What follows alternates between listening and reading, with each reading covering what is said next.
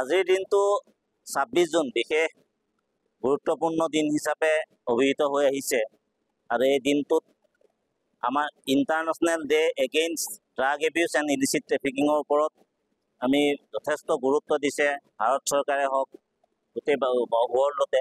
সেই উপলক্ষে আমি প্ৰত্যেক বছৰে এই দিনটো অবজাৰ্ভ কৰি আহিছোঁ আৰু এই বিষয়ে আমাৰ জেগাই জেগাই আমি পকেট এৱেৰনেছ প্ৰগ্ৰেমো কৰিছোঁ।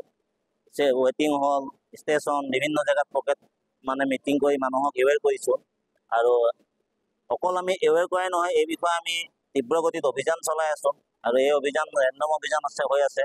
আমি যিমান পাৰোঁ সিমান ছাকচেছ হ'ব লাগে হ'বলৈ চেষ্টা কৰিছোঁ। তথাপিতো আমাৰ বিশ্বাস আমি সেই সম্পূৰ্ণৰূপে ছাকচেছ হৈ যাম।